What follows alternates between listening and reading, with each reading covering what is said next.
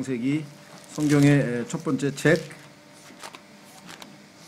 창세기 이제 마무리가 되어가고 있는 중입니다. 창세기는 성경의 모판이라고 했는데요. 마치 그 벽실을 뿌리기 전에 모를 일단 키워서 그 모판에서 자라게 한 다음에 이제 모를 옮겨 심죠. 그런 것처럼 창세기가 모든 성경 진리의 그러한 모판 역할을 하는 책입니다. 그래서 우리가 위대한 복음서로 알려진 성경의 본론에 해당되는 이 로마서도 창세기가 없이는 제대로 해석이 될 수가 없죠. 인간이 로마서 1장에서 얼마만큼 죄인인가를 증명하는데 창세기 3장의 타락 사건이 기록되지 않았더라면 우리가 어떻게 인간이 죄인인 것을 알 수가 있겠습니까? 그리고 하나님께서 가죽옷을 입히셔서 구속의 길을 미리 보여주시고 여자의 씨가 오실 것을 말씀하지 아니하셨더라면 우리가 어떻게 또 소망 가운데 예수님을 기다릴 수 있겠는가를 볼 때 창세기가 그래서 아마 가장 많이 공부하는 것 같아요. 성경 공부할 때 보면은 창세기 가장 많이 공부하고 두 번째로 요한복음도 많이 공부하고 그 다음에 이제 로마서를 포함해서 또 요한계시록도 많이 공부하고 그래서 한 네다섯 개 가장 성경에서 사람들이 자주 또 많이 공부하는 내용들이 아닌가 생각이 됩니다. 자, 우리는 이제 창세기 48장에 드디어 이제 야곱이 죽을 때가 돼서 요셉의 아들들을 축복하는 그러한 장면에 와 있습니다. 그렇죠? 그래서 창세기 48장. 자, 우선 1절서부터 우리 7절까지 한번 보겠습니다. 창세기 48장 1절서부터 7절.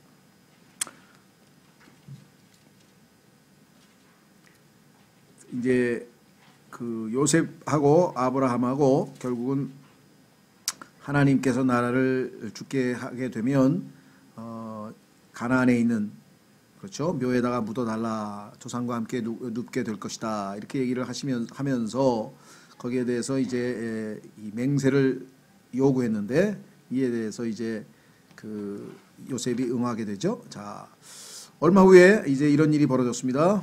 1절 이 일들 뒤에 어떤 이가 요셉에게 고하기를 보라 내 아버지가 병들었다 하므로 그가 자기의 두 아들 곧 므낫세와 에브라임을 데리고 가니 여기서 이제 병들었다고 하는 얘기는 몸이 쇠약해져서 이제 병약하다 이런 뜻이겠죠. 예를 들면 무슨 특별한 어떤 질병의 이름 예를 들면 무슨 백혈병에 걸렸다 아니면 간암에 걸렸다 해서 또 구체적인 질병의 어떤 명칭이 있는 것이 아니라 나이가 들어서 이제 쇠약해서 병약해졌다. 그래서 성경에 보면은 이게 예를 들면 구분이 돼 있어요.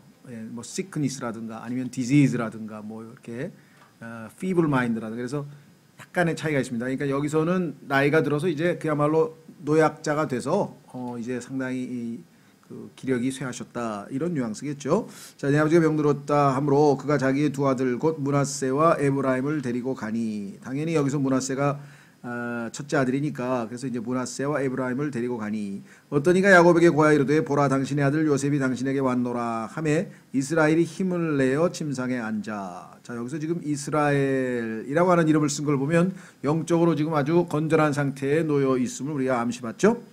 요셉에게 이르되 하나님 곧 여기서 그 힘을 내어 침상에 앉았다라고 하는 내용을 봐서도 보면 지금 상당히 기력이 쇠약해져서 병약한 상태다라는 것을 우리가 확인해 볼 수 있고요. 요셉에게 이르되 하나님 곧 전능자께서 자, 창세기 17장에 처음으로 하나님께서 자신을 전능자로 계시하셨는데 하나님은 여러 가지 다방면의 특징이 있어서 하나님 뭐 예를 들면 여호와 라파 그러면 치유하시는 하나님 뭐 여호와 또 뭡니까? 이레도 있고요. 미리 보이시는 하나님 뭐 등등등등 해서 이 여호와라고 하는 이름 앞에 복합 명사로 7, 8가지의 그 숨겨져 있는 그런 이름들은 다 하나님의 어떠한 한 면을 드러내 보이기 위해서 하는데 창세기 1장 1절에 우리가 잘 아는 엘로힘 다시 말해서 하나님 할 때는 이제 전능한 창조자란 뜻이고요. 그다음에 2장에 가서는 인간과의 관계를 나타내는 주님이라고 하는 이름을 쓰셨는데 그것은 히브리어로는 여호와다. 그래서 여호와를 우리 킹제임 성경에서는 주라고 번역을 했다. 뜻이 주니까 영어 LORD로 굵은 글자로 쓰였다 그랬죠. 그러니까 창조주일 때의 하나님은 이스라엘 사람들이 엘로힘이라는 용어를 썼고 인간과 언약의 하나님, 약속을 하시는 그러한 의미에서의 하나님은 또 여호와라고 하는 말을 썼고, 그 다음에 주인, 우리의 주인이다, 소유주라고 하는 의미에서는 뭐 아도나이를 썼고, 그래서 그 하나님의 이름들의 명칭들에 보면은 그 상황에 맞게끔 하나님께서 자신을 계시하시는데, 처음으로 전능자 엘 샤타이라고 하는 뭐 이제 히브리 말이 있는데, 그 표현을 쓰신 이유는 말씀드린 것처럼 그 히브리 사람들에게는 그 용어가 아주 재미있어요. 그러니까 그 뭡니까 엘 샤타이라고 했을 때는 여인들의 젖가슴을 얘기하는 거거든요. 근데 왜 전능자가 되냐? 어린 아이들이 이 어머니의 젖을 빨고 튼튼하게 크잖아요. 그렇죠? 예, 그런 의미에서 아이에게 모든 필요한 영양분을 다 공급하는 그런 의미에서 그런 엘 샤타이라는 이름이 들어가 있는 거예요.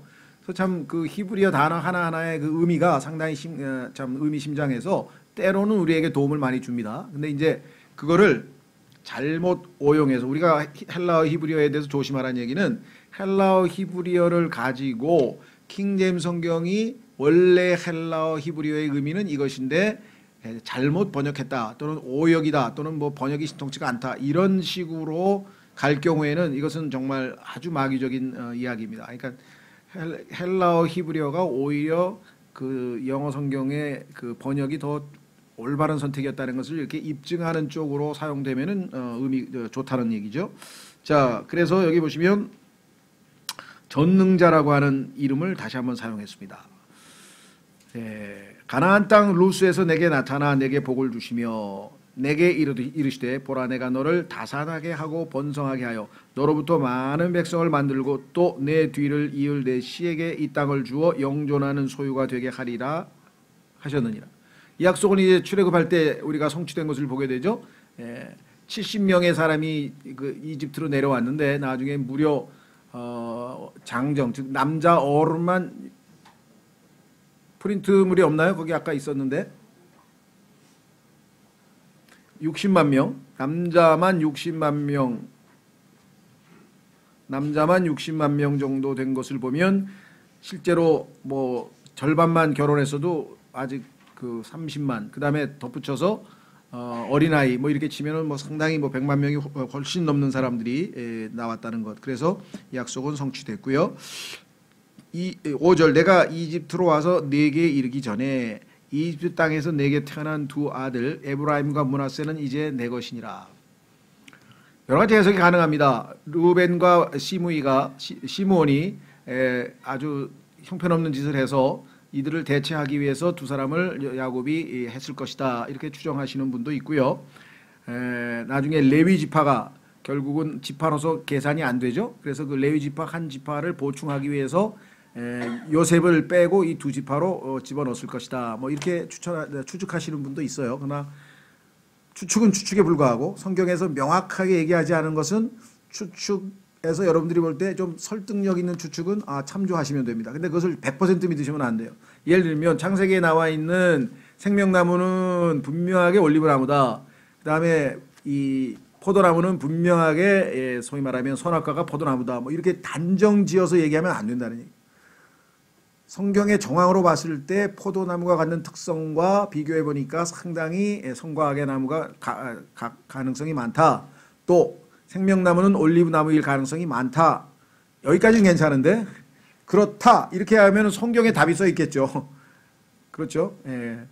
우리가 예를 들면 창세기 3장에서 하나님께서 가죽옷을 만드셔서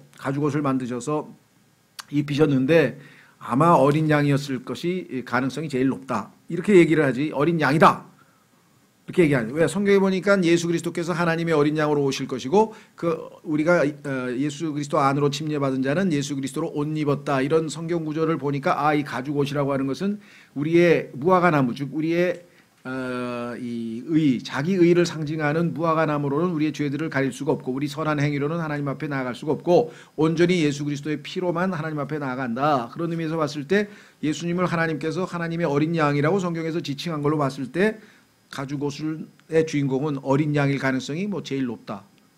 그렇죠? 거의 어린 양이었을 것이다, 이렇게 추정을 해야지. 답을 딱딱 만들어 가지고 이렇게 하면 그렇게 안 믿는 분이 혹시 계시면 어떡할 거냐 이거죠. 예를 들면 계시록의 11장에 나오는 것도 마찬가지입니다. 계시록 11장에 나오는 두 증인이 우리가 볼 때는 분명하게 그들이 일으킨 기적이나 이런 모든 것으로 봤을 때 정말 그 엘리야와 모세가 분명하다.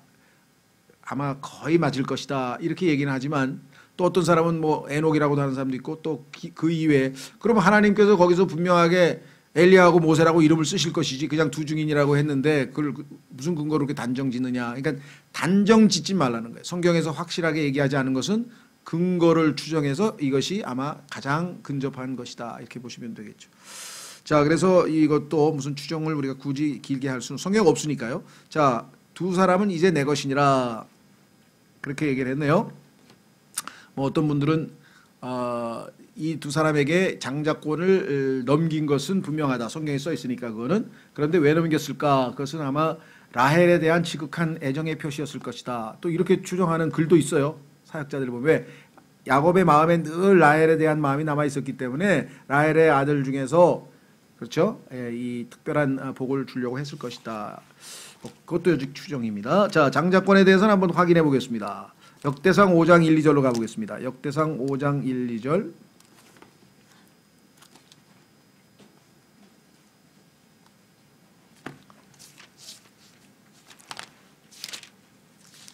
역대기상 5장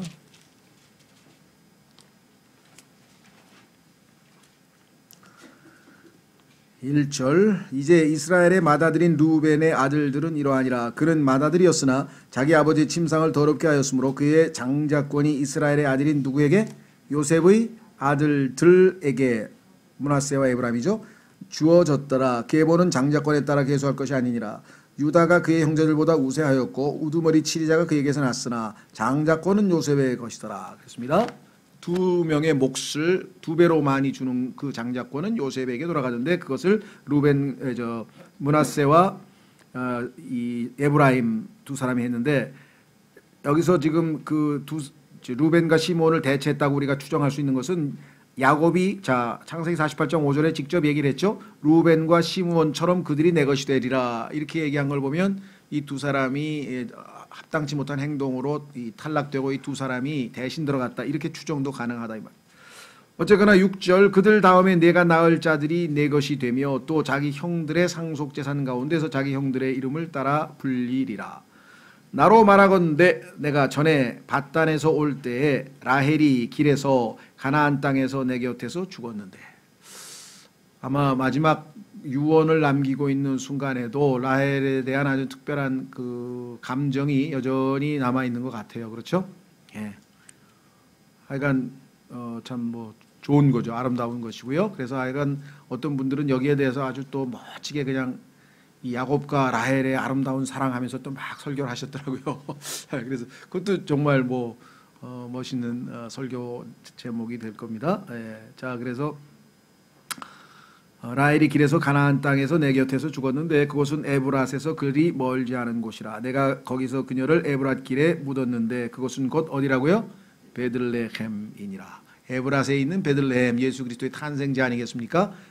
그러니까 정말 이 특별한 관심을 가질 수 있는 지역이네요. 하니라.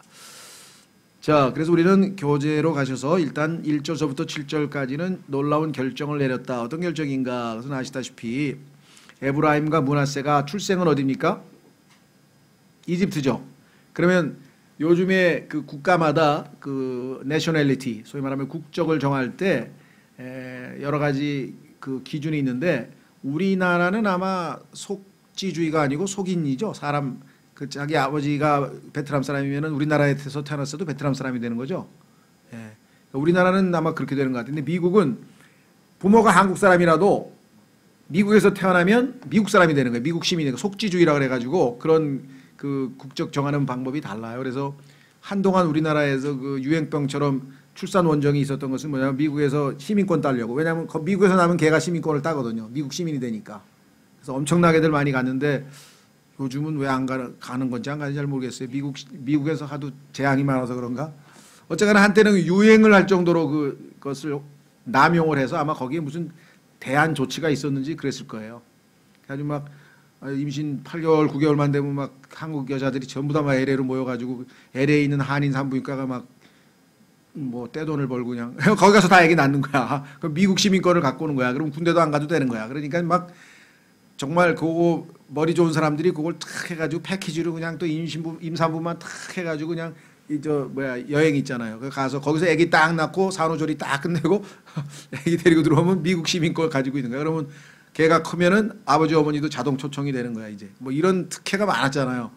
예, 한때 유행을 했었는데 자 여기서 지금 무슨 얘기를 하려고 하면은 이집트에서 태어났어요. 그래서 에브라임과 므낫세는 이집트 가문으로부터 분리돼요. 왜? 야곱이 내 것이라고 해버렸기 때문에 이제 그 이집트에서 태어났지만 일종의 국적을 바꾼 셈이 된 거죠. 그래서 야곱의 가족, 즉 총리 집안으로부터 하나님의 집안으로. 여러분들은 억울할 것 같죠? 내가 이렇게 좋은 집안에서 분리된 것 같지만 총리 집안에서 분리된 거는 억울한 것 같지만 사실은 하나님의 집안으로 들어온 거니까 사실은 영적으로 더 큰 복을 받은 셈이 되겠습니다. 자, 그 다음에 이제 특별한 축복에 대해서 8절서부터 16절까지 살펴보겠습니다. 이스라엘이 요셉의 아들들을 보고 이르되 이들은 누구냐 하니 모르고 한 소리는 아닐 거고요. 확인하는 건데요. 확인 절차죠. 눈도 어둡고 등등. 요셉이 자기 아버지에게 이르되 그들은 하나님께서 이곳에서 내게 주신 내 아들들이니이다. 정확하죠? 정말 하나님께서 섭리적으로 야곱을 그렇게 인도해서 결국은 파라오 앞에서 총리가 되기까지 하지 않았더라면 총리가 너무나 고마워서 제사장의 딸을 데려다가 요셉에게 아내로 주었을 리도 만무할 것이고 그렇다면 므낫세와 에브라임이 태어날지도 만무할 것이고 그러니까 당연히 요셉의 입에서는 하나님이 내게 주신 아들들입니다. 이렇게 나올 수밖에 없는 거죠. 자, 그래서 그들은 하나님께서 이곳에서 내게 주신 내 아들들이다 하며 그가 이르되 원하건대 그들을 내게로 데려오라 내가 그들을 축복하리라 하니라. 하나님 앞에서 그들에게 복을 빌어주겠다. 10절 이제 이스라엘이 연로하여 눈이 어두워져 보지 못하더라. 요셉이 그들을 데리고 그에게로 가까이 가니 그가 그들에게 입을 맞추며 그들을 안으며 이스라엘이 요셉에게 이르되 내가 내 얼굴을 보리라고는 생각도 하지 못하였는데 보라 하나님께서 내게 내 씨도 보여주었도다 하니라. 그렇죠. 우리 주변에도 많습니다. 뭐 곧 돌아가신다 그래가지고 그냥 아들 장가 보냈는데 손주까지 보신 분도 계시고 저도 저희 어머니 늘 그러시더라고요. 어머니 돌아가신다고 어머니가 곧 돌아가실 것 같다고 그래서 고등학교 졸업하자마자 시집을 왔는데 그 이후에 40년을 더 사셨다. 예, 그래서 제가 그때 스페인 유학 갈 때도 외할머니 댁에 찾아가가지고 인사하고 혹시라도 그 사이에 돌아가실지도 모르니까 이렇게 인사까지 하러 갔던 기억이 나는데 그때도 하여간 90세 넘으셨는데 여전히 계시더라고요. 사람이 죽고 살고는 사람이 정하는 게 아니기 때문에 우리가 쉽게 얘기할 수 없는 것이죠. 네. 자, 그래서 이렇게 얘기했습니다. 정말 감격스럽죠. 요셉의 얼굴을 죽었다고 생각했으니까 보리라고 생각도 하지 못하였는데 보라 하나님께서 내게 내 씨도 보여주셨도다 하니라. 그래서 너무 하나님께 감사하다. 요셉이 그의 무릎 사이에서 그들을 데려오고 또 얼굴을 땅으로 향하여 엎드러 절하며 이제 하나님 앞에 하나님께 복을 빌어준다 그랬으니까 이제 어떤 이 복받을 자세 예의를 갖추는 거죠. 오른손으로는 에브라임을 취해 이스라엘의 왼손으로 향하게 하고 왜냐하면 오른손이 항상 그러죠. 우리도 그렇죠. 누구누구의 오른팔이다 그러지 그 사람이 이제 1등 공신이고 그 다음에 왼팔. 그래서 뭐 우동형 좌형우 아세요? 김영삼 대통령을 평생 쫓아다녔는데 그 보스 대신 양반의 오른편에는 김동영이라는 사람이 있었고 그래서 좌우동영. 네, 여기는 최영우라는 사람이 또 항상 보좌에서 좌형우 이랬는데 유비도 마찬가지죠. 뭐가 되는지 잘 모르지만 우관운장 회차 장빈인가. 하여간 보면 항상 오른쪽 왼쪽 그러죠. 성경에 보니까 하나님 예수님의 타이틀 중에 하나가 하나님의 오른팔 이렇게 돼 있어요. 주의 팔이 누구에게 나타나느냐. 하나님의 오른팔이 예수님의 타이틀 중에 하나예요. 그 역할을 하셨으니까. 그렇죠? 누구누구의 오른팔이다. 그래서 당연히 장자가 이스라엘의 아버지의 오른손으로 축복을 받아야 될 위치에 있고 왼손은 둘째가 받아야 되기 때문에 거기에 딱 맞춰서 딱 애들을 거기다가 아버지 손에다 갖다 놓았죠. 여기 있습니다. 그런데 어떻게 됐습니까? 오른손으로는 에브라임을 취해 이스라엘의 왼손을 향하게 하고 왼손으로는 므낫세를 취해 이스라엘의 오른손을 향하게 하며 그들을 데리고 그에게 가까이 가매 므낫세가 맏 아들이므로 이스라엘이 의도적으로 자기 손을 유도하여 오른손을 내밀어 동생인 에브라임의 머리에 얹고 왼손을 내밀어 므낫세의 머리에 얹었더라. 그런데 야곱은 반대로 오른손을 이렇게 해서 에브라임에게로 가고 왼손은 므낫세로 해서 이렇게 축복을 한 거예요. 이렇게 축복을. 예. 그래서 이렇게 축복에게 뭐가 됩니까? 이게 X자가 됐죠. 그래서 영국의 국기에 유니언 잭이라고 하는 게 보면 이렇게 딱 십자가처럼 X자로 돼 있죠. 자기네들이 그 에브라임의 후손이라고 하는 그런 뭐 하여간 역사적으로 왜 그렇게 만들었는지 정확하게 자세히는 모르겠습니다. 보면은 그런 것에 근거해서 만들어진 것이라고 뭐 설명하는 책이 있더라고요. 100% 사실인지 확인 안 해봤는데 영국 사람들 중에는 자신들이 북왕국 이스라엘의 열지파의 후손이라고 주장하는 브리티시 이스라엘리즘이라고 하는 또 이단 종파가 하나 있어요. 예. 그러니까 참 성경은 가만 놔두질 않아요. 어떻게든지 뭘 꺼내가지고 뭘 그러니까 자기들에게 유일하게 뭘 하나 써먹으려고 이렇게 하는데, 자 그래서 이때 야곱은 영적으로 이미 깨어있기 때문에 잘은 모르겠어요. 왜 그랬을까? 이것도 추정입니다. 야곱이 아니라 지금 이스라엘로 나와 있기 때문에 이스라엘이 영적으로 좀 건전한 상태에서 하나님의 뜻을 어느 정도 간파했을 것이다. 그런데 하나님께서 어떻게 그에게 말씀해 주셨는지는 안 나와 있어요. 다만 성경에 보니까 하나님의 원칙은 항상 두 번째 원칙이에요. 예, 예를 들면 첫사람 아담이 실패했고 둘째 사람 예수 그리스도께서 승리하셨죠. 첫 번째 아들 가인이 실패했고 아벨이 하나님 앞에 받아들여졌죠. 그렇죠? 이스마엘은 하나님께서 거절하시고 이삭을 받아주셨죠. 그러니까 성경에서는 항상 두 번째예요. 두 번째. 첫 번째가 항상 실패했죠. 그렇죠? 그런 원칙으로 봤을 때 둘째 아들을 더 염두에 두는 것일 것 같아요. 그리고 하나님께서도 에서와 야곱 중에서 자기를 복 주셨잖아요. 이제 그런 영적인 어떤 흐름을 야곱이 간파한 건지 아니면 하나님께서 어떤 방식으로 또 가르쳐 준 건지 일단은 우리가 추정할 수밖에 없습니다만은 이것이 영적으로 분별력 있는 행동이었다는 것을 우리는 여기서 야곱이라는 이름 대신에 이스라엘이라는 이름으로 쓰인 것을 통해서 우리가 어느 정도 긍정적으로 볼 수가 있겠다. 그런 뜻입니다. 자, 그렇게 해서 15절 그가 요셉을 축복하며 이르되 내 조상 아브라함과 이삭이 걷는 것을 보신 하나님. 자, 하나님에 대해서 첫 번째 증언. 그렇죠? 예, 두 번째 이날까지 나의 전생애 동안 나를 먹이신 하나님. 자, 세 번째 곧 나를 모든 악에서 구속하신 천사께서. 자, 천사라고 할 때 이것은 영어로 보면 대문자로 되어 있고 우리 철자로 보면은 굵은 글자로 인쇄체로 이렇게 되어 있죠. 보통 글씨체가 아니라 이렇게 표시가 딱 눈에 띄게 고딕체라고 해야 되나요? 이거 무슨 체라 그러나요? 하여간 눈에 띄게 다른 글씨로 되어 있죠. 천사. 이건 뭐냐면 영어로 에인젤이 대문자라는 뜻이에요. 영어의 대문자를 우리는 이렇게 표시를 했는데 이유는 뭡니까?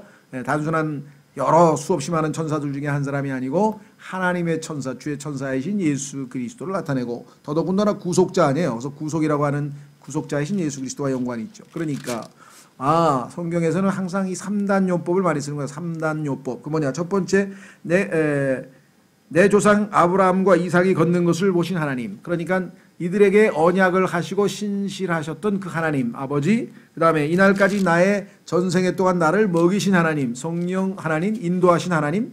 세 번째 곧 모든 악에서 구속하신 천사, 하나님의 천사이신 예수 그리스도 아들 하나님.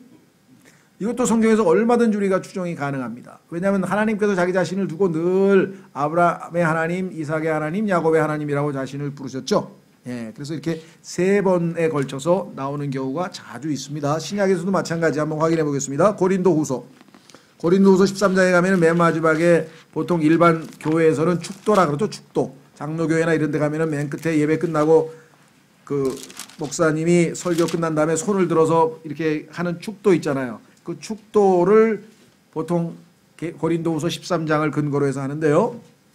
고린도후서 13장 14절. 고린도후서 13장 14절. 주 예수 그리스도의 은혜와 하나님의 사랑과 성령님의 교통하심이 너희 모두와 함께 있기를 원하노라. 아멘. 이렇게 돼 있죠. 그래서 아버지, 아들, 성령 이렇게 돼 있잖아요. 이런 셋이 나올 때는 거의 성경에서는 일관성 있게 다 삼위일체 하나님과 연관이 돼 있다는 것을 우리가 알 수 있고요.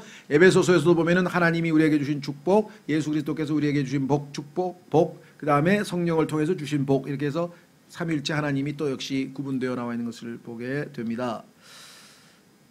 저는 개인적으로 여러 가지 부정적으로 얘기하시는 분이 많아요. 예를 들면 구약의 제사장들처럼 목사에게 무슨 축복권이 있어서 이것을 마지막에 축도를 꼭 해야 되는 거냐. 성경에 보면은 예배 드릴 때 그렇게 하지도 않았는데 왜 그런 의식을 만들었느냐. 그래서 부정적으로 보시는 분들도 있고요. 예, 또 한 가지는 그래도 마지막에 우리가 마침 기도 하잖아요. 예, 그 마침 기도의 일환으로 모든 성도들에게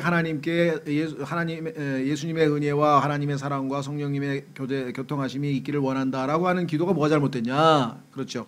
예, 그런데 이제 이것이 마치 목사를 통해서 무슨 복이 흘러가는 것처럼 착하게 만들어서 그 축복을 받아야 된다 해서 막 애기들 데려다가 그냥 축복해 주세요 막 이렇게 하잖아요. 그러니까 이제 그런 것을 약간의 어떤 뭐랄까 이 목사에 대한 숭배 이렇게 부정적으로 보기 때문에 우리가 굳이 할 필요는 없지만 그 하는 것 자체도 우리가 굳이 또 비판할 필요는 없어요. 다만 성경에 써 있는 대로 그대로 하시면 좋겠어요. 주 예수 그리스도의 은혜와 하나님의 사랑과 성령의 교통하심이 너희 모두와 함께 있기를 원하노라 해서 성경 말씀으로 하면 괜찮은데 이제 여기다가 막 성령님의 충만하심과 뭐 하심과 막 해서 막 갖다가 이제 한참 더 붙이죠.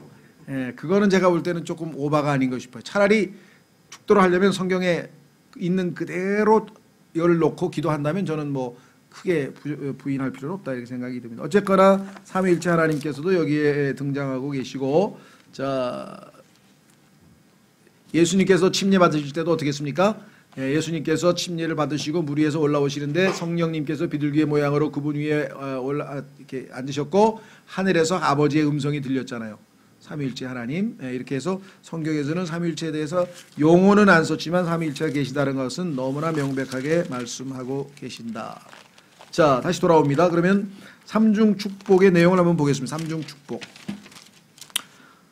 자, 그 다음에 16절 48장 16절 우선 마지막 읽고 보완 설명을 하겠습니다. 곧 나를 모든 악에서 구속하신 천사께서 이 아이들에게 복을 주시고 그들이 내 이름과 내 조상 아브라함과 이삭의 이름으로 불리게 하시오며 또 그들이 땅의 한가운데서 자라나 한 무리가 되게 하시기를 원하나이다 하니라. 자, 여기 보시면 하나님에 대한 삼중 증언에 뒤이어 그들의 영적 육신적 삶을 아우르는 축복이 이어진다. 그리고 이 축복은 성취될 것이다. 자, 삼중이라고 하는 것은 아까 말씀드린 것처럼 다시 돌아옵니다. 15절에 야곱이 축복할 때 하나님을 향해서 뭐라고 얘기했느니 세 번에 걸쳐서 하나님에 대해서 설명했습니다. 첫째, 내 조상 아브라함과 이삭이 걷는 것을 보신 하나님. 그 얘기는 아브라함과 약속을 하셨고 이삭과도 언약을 체결하셨고, 그렇죠. 그래서 조상들의 하나님 하면은 언약을 체결하시는 하나님. 자, 그 다음에 두 번째는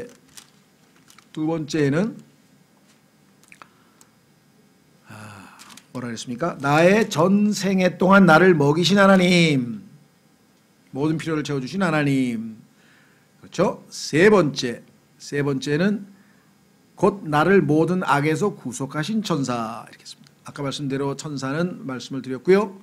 자, 놀라운 사실은 앞에서 파라오 앞에서는 뭐라고 얘기했습니까?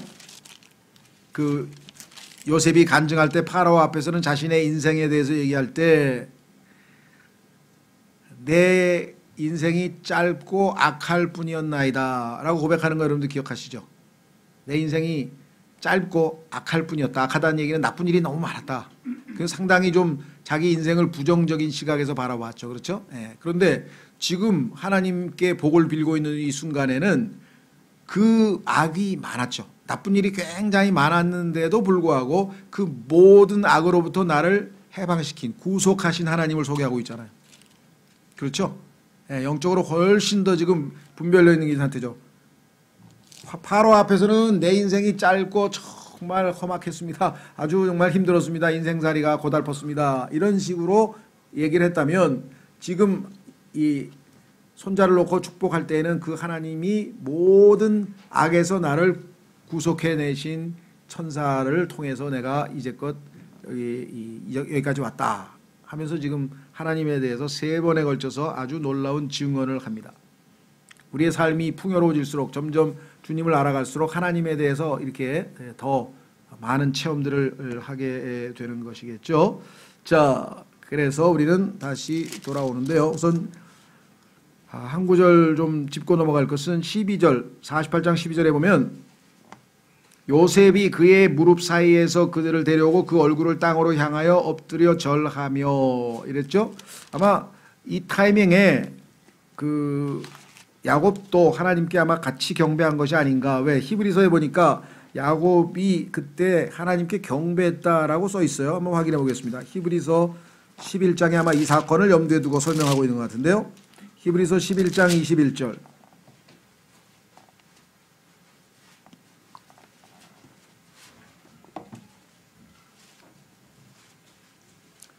히브리서 11장 21절 믿음으로 야곱은 그러니까 야곱이 에브라임에게 오른손을 얹어놓고 왼손을 므낫세에게 얹어놓은 것이 바로 믿음으로 행했다. 믿음으로 야곱은 죽을 때 요셉의 아들들을 축복하고 자기 지팡이 머리 위에 의지하여 경배하였으며 믿음으로 요셉은 죽으면서 요건 이제 49장 얘기고요. 자, 그러면 여기 보니까 이 지팡이의 머리에 의지하여 경배하였으며, 그러니까 여기에 창세기 사건은 안 나와 있지만 창세기 사건에 대한 해석은 히브리서 11장에 나와 있습니다.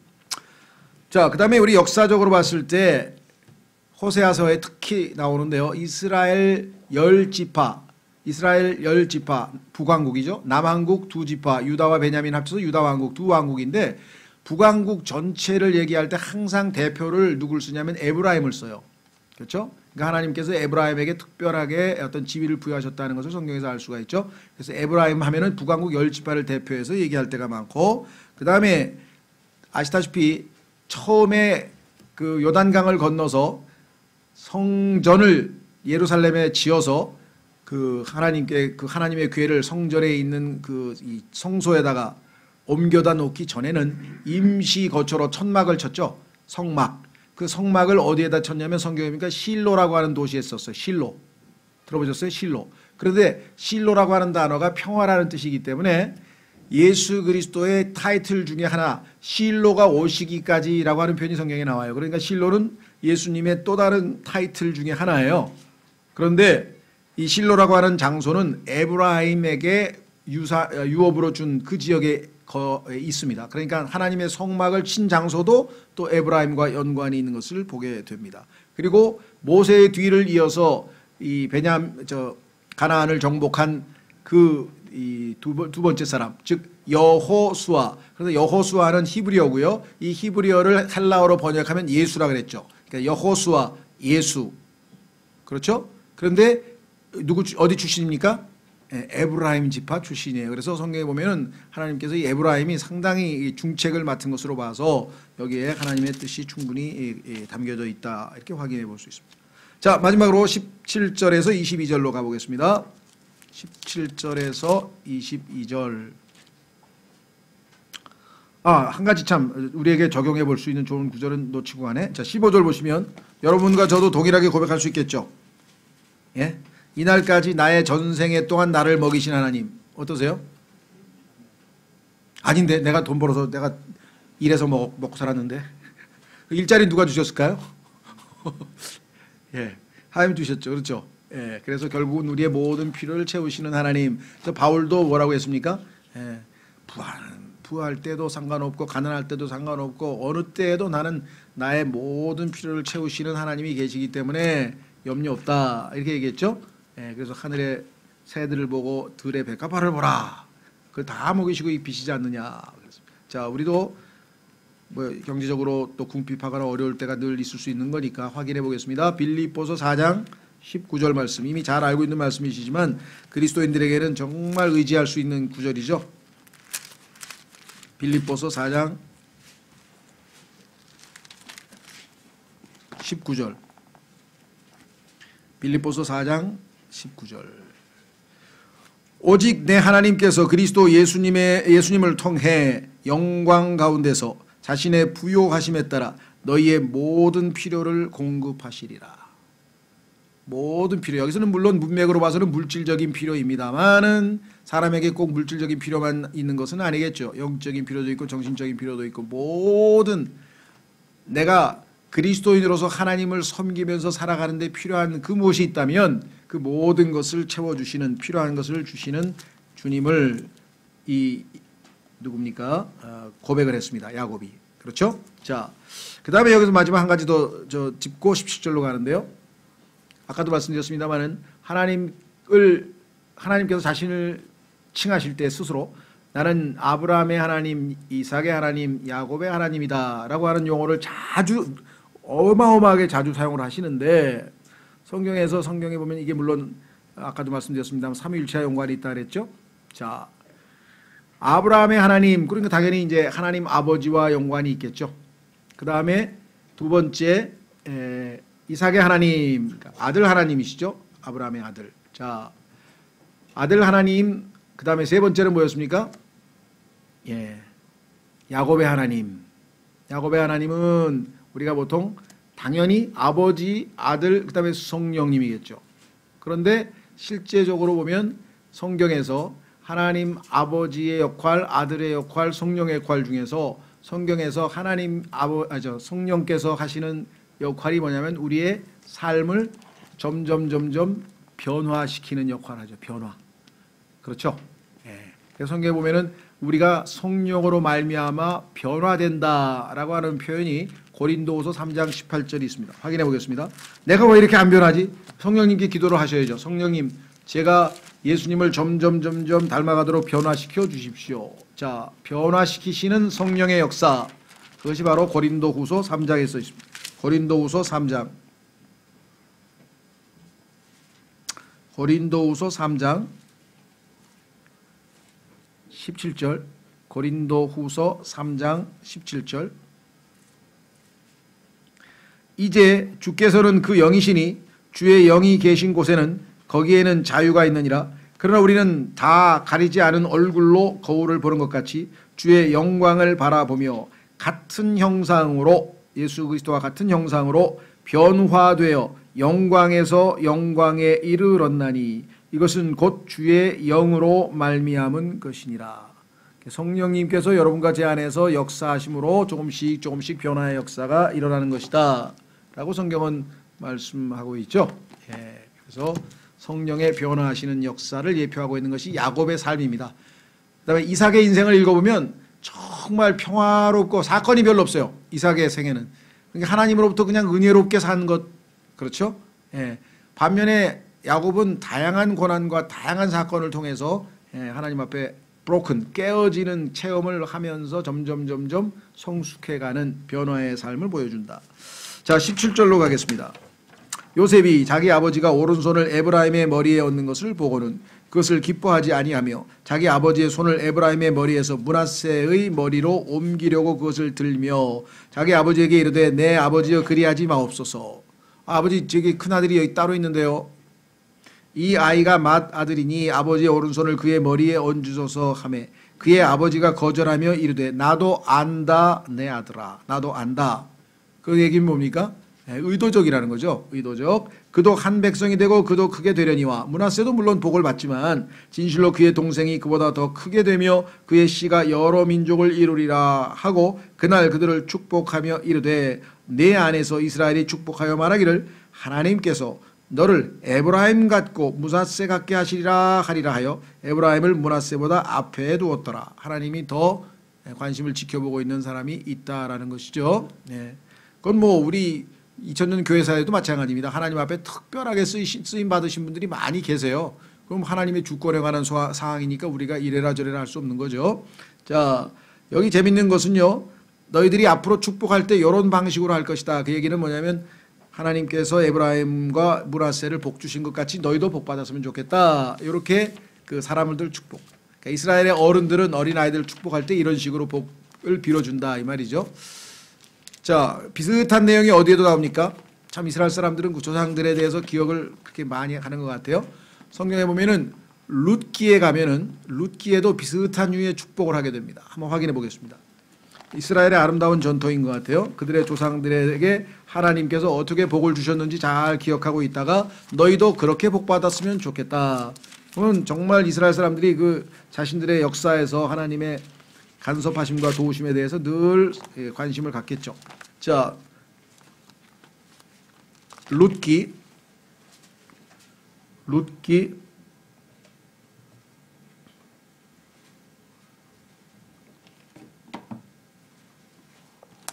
4장 12절. 룻기 4장 12절. 여기도 뭐라고 얘기하냐면요.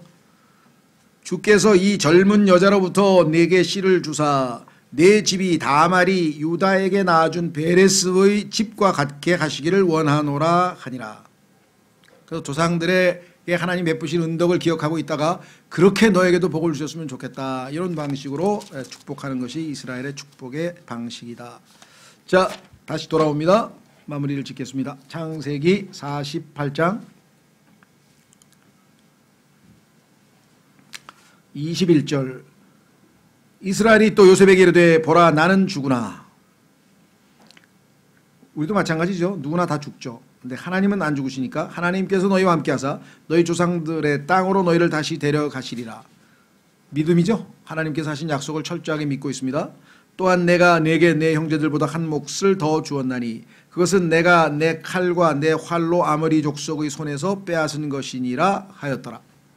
자, 여기서 이제 우선 교재로 가셔서 정리를 하고 맨 끝에 한 가지만 언급하겠습니다. 자, 창세기 48장 17에서 22절 교재로 보시면 아버지의 비정상적인 행동. 왜? 당연히 맏아들이 장자인데 왜 장자권을 이상하잖아. 이렇게 됐죠. 요셉에게는 걱정거리였지만 바꿀 수는 없었다. 왜? 요셉 아버지가 의도적으로 한 행동이죠. 창세기에서는 첫째 대신 늘 둘째가 대접을 받는다. 예를 들면 가인 대신 셋, 야벳 대신 셈, 뭐 이게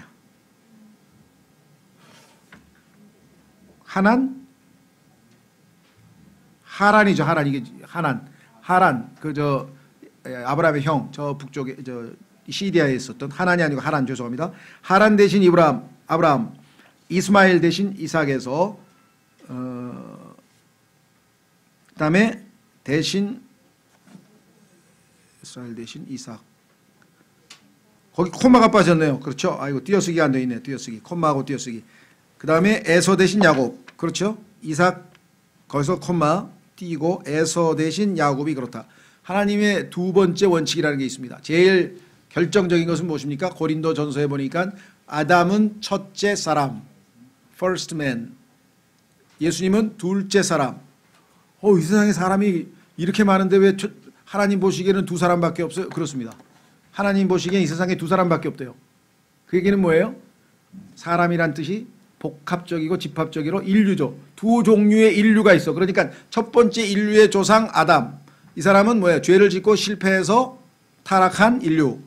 그 다음에 두 번째 인류의 대표이신 예수 그리스도. 이분은 순종해서 그죠? 구속을 이루시고 순종해서 부활하셔서 두 번째 인류의 조상이 되신 첫 번째 열매 예수 그리스도. 그래서 아담 안에 있던 자가 예수님을 믿고 그리스도 안으로 옮겨지게 되면 우리는 이제 이쪽 선으로, 세상적인 표현으로 하면 줄을 잘 선 거죠. 이쪽 선으로 섰으니까 이쪽 선으로 가야 하늘나라로 가는 거니까 이쪽에 줄을 서야 돼. 줄을 잘못 서서 아담 안에 이미 태어나 있던 자가 옮겨지게 되는 것이죠. 어둠의 왕국에서 사랑하시는 아들의 왕국으로 옮겨졌느니라. 그래서 우리는 일단 옮겨지게 되는 것입니다. 그런데 하나님은 아담 한 사람이지만 이 한 사람에게서 씨가 쫙 해가지고 지금 수없이 많은 사람들이 나온 거잖아요. 그러니까 인디비주얼, 개개인에 대한 얘기가 아니라 아담이 첫 번째 사람이라고 했을 때는 첫 번째 인류의 조상이다. 예수님은 두 번째 인류의 조상이다. 그러면 첫 번째 인류의 조상들에 대해서 쓴 책이 뭐냐? 그게 구약 성경이다. 구약 성경에는 아담의 세대들에 관한 책이라. 창세기 5장 3절. 아담 세대들. 왜? First generation 첫 번째 세대 죽고, second generation 두 번째 세대 죽고 해서 뭐 우리도 그렇죠. 뭐 누구누구의 73대 손 할 때 그 대가 제너레이션이잖아요. 그러니까 아담은 죄를 지었기 때문에 죄 삭은 사망이기 때문에 죽습니다. 그렇죠? 그래서 아담의 세대들 복수에 대한 책, 어떻게 태어나서 죄 짓고 살다가 죽었는지 써놓은 책이 구약성경이고, 신약성경은 마태복음에 처음에 예수 그리스도의 세대에 대한 책. 왜? 예수님의 세대는 낳고 안 죽어요. 왜? 죽어도 살겠고 살아서 부활하기 때문에 결국은 죽음이라고 하는 것이 더 이상 해당이 안 되죠. 영생, 영원한 생명을 예수 그리스도로부터 공급받은 예수님의 세대에 대한 책, 그게 신약이죠. 그러니까 신구약이 명백해지죠. 아담의 세대들에 관한 책, 예수님의 세대에 관한 책. 왜? 여기는 세대들이 없어요. 예수님의 세대는 한 세대밖에 없어요. 안 죽었기 때문에. 무슨 말 이해가 되셨죠? 성경에서 이렇게 킹잼 성경은 철저하게 단복수 하나로도 구약 신약을 명백하게 가르고 아담과 예수님, 그렇죠? 그래서 예수님의 타이틀이 고린도전서에 보면 두 가지가 나오는데, 예수님은 마지막 아담이에요. 마지막 아담. 그러니까 아담처럼 육신을 입고 이 땅에 태어난 마지막 사람이야. 마지막 인간. 이 땅에 태어나서 살다간 모든 인간들이 지은 죄는 전부 다 예수 그리스도에게 넘기셔서 예수 그리스도께서 십자가에서 그 죄값을 치르셨죠. 그렇죠? 예. 그리고 아시다시피 지하세계, 지옥에 가셔서 죄를 내려놓고 지하에 있는 영들에게 심판을 선포하고 구약 성도들을 데리고 예수님께서 부활 승천하셨습니다. 그래서 예수님이 부활하실 때는 성경에서 마지막 아담이 더 이상 아니에요. 왜? 마지막 아담으로서의 역할은 죽음으로 끝났어요.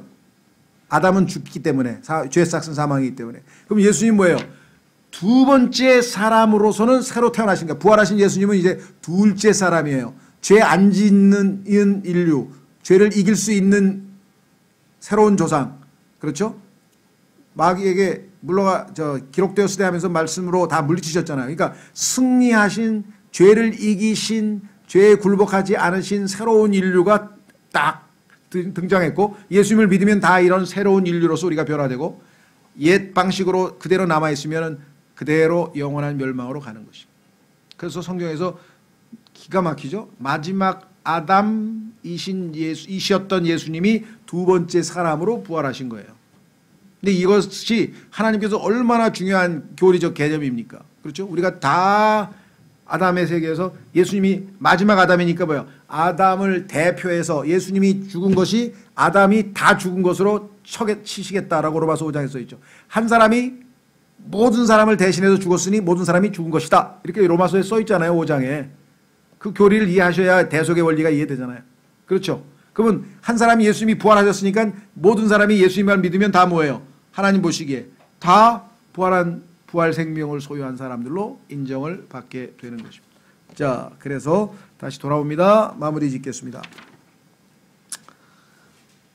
자, 그래서 따라서 이번에도 하나님의 주권적 손길이 개입한다. 그래서 첫째 아들이 아닌 둘째 아들인 에브라임이 복을 받게 되었으니, 그것은 하나님이 정하신 원칙을 하나님이 신실하게 지키신다는 것을 보여주시는 원칙이다. 자, 마무리를 짓겠습니다. 창세기 49장 끝으로 갑니다.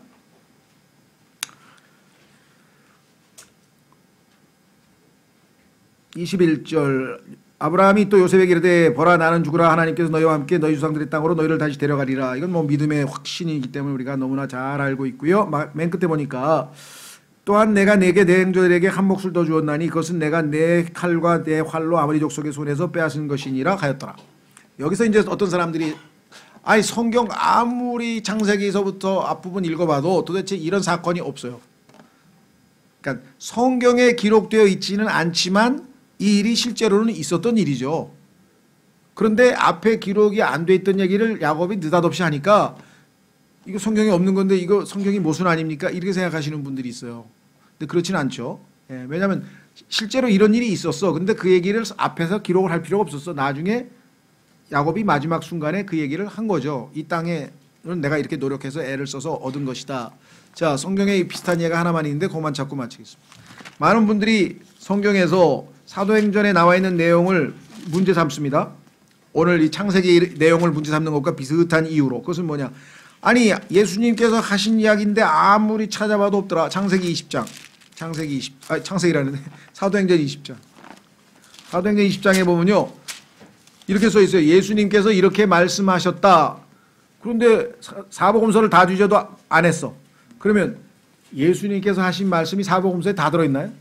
아니죠. 그걸 확인하지. 자, 사도행전 20장 보세요. 35절. 사도행전 20장 35절. 누가복음을 기록한 누가가 기록했는데요. 이렇게 써 있습니다. 뭐라고 기록되어 있느냐면, 자, 내가 너희에게 모든 것을 보여주되 곧 너희가 마땅히 이렇게 수고하여 약한 자들을 지원하고 또 주 예수님께서 말씀하신 것, 말씀하셨대요. 예수님이. 즉 무슨 말씀하셨나? 주는 것이 받는 것보다 더 복되도다 하신 그분의 말씀을 기억하게 하였느니라. 그러면 예수님이 이 말씀을 하셨다 그랬는데 어떤 분들은 사복음서에 뒤져보니까 예수님이 그런 말씀하신 적이 없습니다. 그렇죠. 왜? 사복음서에는 특별히 하나님께서 의미 있는 것만 기록하게 했잖아요. 예를 들면 요한복음에 그 유명한 말씀이 적혀 있잖아요. 요한복음에 나와 있는 것은 일부만 기록한 것이다. 왜? 자, 한번 보세요. 이것들을 기록하면 예수님께서 하나님의 아들 그리스도이심을 너희가 믿게 하려 하며 그랬는데 진실로 예수님께서 자기 제자들 앞에서 이 책에 기록되지 않은 다른 표적들도 많이 행하셨으나 사복음서가 예수님의 생활 전체를 다 그려놓은 게 아니잖아요. 아주 지극히 일부분만 하나님께서 우리에게 전달하고 싶은 것만 전달했죠. 그러면 예수님께서 가르치다가 주는 것이 받는 것보다 더 복되다는 말씀을 언젠가 하셨겠죠. 그런데 그 얘기는 사복음서에는 기록이 안 돼 있다가 성경에 보니까 성령님이 오시면 너희에게 모든 것이 기억나게 해주신다라고 하는 성령님의 역사로 누가가 기록을 하다가 그 부분에 와서 성령님께서 떠오르게 하신 그 주는 자가 받는 것보다 주는 것이 받는 것보다 더 복되도라고 하신 그 말씀을 떠올리고 성령의 인도하심으로 기록을 한 거죠. 마찬가지입니다. 그러니까 야곱이 이 얘기를 했는데 앞에서 야곱이 이런 칼로 뺏은 적이 없는데요. 막 이렇게 질문하시는 분이 있어요. 뺏은 적이 있어요. 근데 성경에 안 기록만 했을 뿐이에요. 예, 그래서 성경에 대한 그러한 이 쓸데없는 의심은 하실 필요가 없다. 그런 말입니다. 자, 마지막 결론 밑에 내려갑니다. 뭐 정리를 한번 스스로 해보시고 집에 가서 묵상해 보십시오. 첫 번째 묵상을 위한 메시지. 나이 든 자의 경건하고도 아름다운 노년. 야곱의 생애는 상당히 파란만장했지만 노년은 아름다웠다. 그랬죠? 위를 바라보는 믿음의 삶. 위라고 하는 게 중요하죠. 위. 예, 우리의 믿음의 창시자여 완성자이신 예수를 바라보자. 우리 주변을 바라보면 우리를 힘들게 하는 것뿐이지만, 그렇죠? 서로가 우리 주변에는 얼마나 우리에게 부담 주고 힘들게 하는 일이 많지만 위를 본다. 위를 바라보는 믿음의 삶을 살았다. 야곱 노년에. 두 번째, 뒤를 회상하며 감사하는 삶을 살았다. 참 하나님께서 나를 다 먹이셨구나. 이제까지 다 돌봐주셨구나. 지켜주셨구나. 그렇죠? 바울도 나를 지키시고 계시고 지키실 그분께 하면서 사자로부터 마귀로부터 나를 지켜주셨다고 얘기를 했고, 세 번째 밖을 향해 사랑을 베푸는 삶. 자, 자기 이외에 요셉도 축복했고 요셉의 아들도 축복했고 파라오도 축복하고 계속해서 다른 사람들에게 사랑을 베푸는 삶을 사는 모습 아름답죠? 그 다음에 뭐예요? 이제 곧 하나님의 뜻대로 너희가 다 우리 조상의 땅으로 갈 테니 그때 나를 거기다 묻어달라. 내가 조상들과 함께 하겠노라. 약속을 소망을 신실하게 붙들고 있는 앞을 바라보는 소망의 삶.